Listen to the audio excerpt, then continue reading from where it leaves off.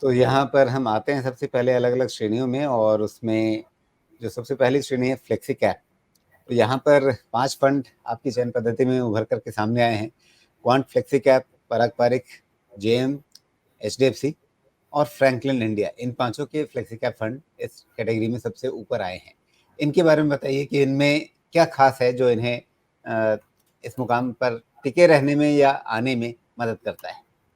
जी, तो राजीव जी, सबसे पहले इन टॉप 5 में से वो 4 ऐसे फंड्स हैं जो पिछले वर्ष भी हमारे टॉप 5 में थे। जैसे कि क्वांट फ्लेक्सी कैप हो गया, पराग पारिख फ्लेक्सी कैप हो गया, एचडीएफसी फ्लेक्सी कैप और फ्रैंकलिन इंडिया फ्लेक्सी कैप। अब ये जो चारों फंड हैं, ये पिछले वर्ष भी हमारे टॉप 5 में थे। और एक न्यू एंट्रेंट जो है वो है जेएम फ्लेक्सी कैप।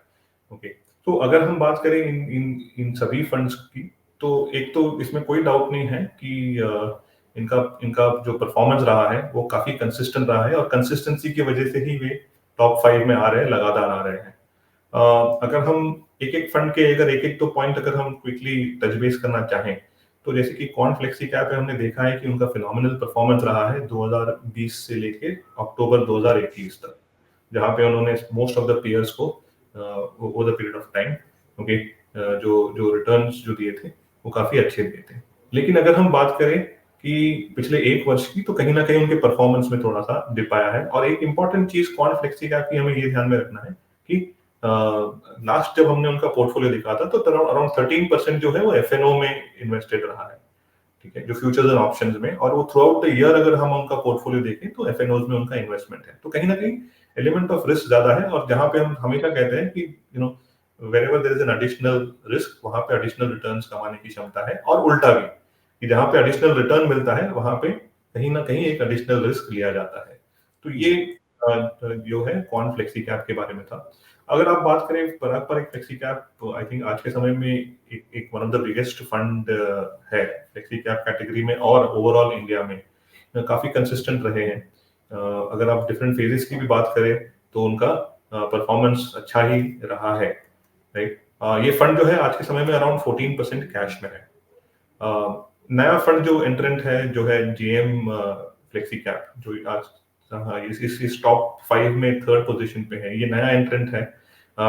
इस फंड का लास्ट 2 साल का परफॉर्मेंस काफी अच्छा रहा है, और लास्ट 2 साल के परफॉर्मेंस की बदौलत ये जो है ये हमारे टॉप 5 में आ रहा है। आज के समय में अगर देखेंगे तो 55% लार्ज कैप में है, और अराउंड 17% मिड कैप में है।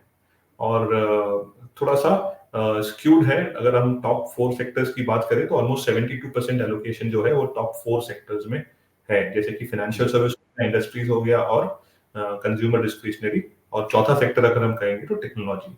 तो ये जो फंड का परफॉर्मेंस जो है वो फेजेस में अच्छा भी रहा है, और वो उनको हेल्प कर रहा है टॉप 5 में आने के लिए। एचडीएफसी फ्लेक्सी कैप और फ्रैंकलिन फ्लेक्सी कैप, ये दोनों फंड जो थे पिछले वर्ष हमारे टॉप 5 में थे, और कहीं ना कहीं उनकी कंसिस्टेंसी अभी भी बरकरार है। एचडीएफसी फ्लेक्सी कैप आज के समय में तकरीबन अराउंड 9% कैश होल्ड कर रही है। और इनका अगर फंड का परफॉर्मेंस भी देखें, अगर ये ऑन गोइंग फेज अगर हम कहेंगे, जो लास्ट वाला जो फेज हम कहते हैं राजीव जी, जो खास करके जो जो जून 2022 से लेके अब तक, राइट, तो इसमें इस फंड का परफॉर्मेंस, और खास करके HDFC across asset management fund, equity fund का परफॉर्मेंस अगर हम देखेंगे तो अच्छा रहा है। फ्रैंकलिन फ्लेक्सी कैप इस वर्ष भी कंटिन्यू कर रहे हैं अपना अच्छा प्रदर्शन, और कहीं ना कहीं एक नोटिस किया है हमने कि उन्होंने अपना मिड कैप एलोकेशन जो है पिछले वर्ष के तुलना में बढ़ा दिया है। तो पिछले वर्ष अराउंड 17% था, इस वर्ष उन्होंने 21% उनका आज के समय में है। तो ये 5 फंड हैं जो फ्लेक्सी कैप कैटेगरी में हमारे टॉप 5 में आ रहे हैं। उसमें से कंसिस्टेंसी बरकरार है। 4 फंड जो थे ऐसे, जो पिछले वर्ष भी हमारे टॉप 5 में थे। जी बिल्कुल।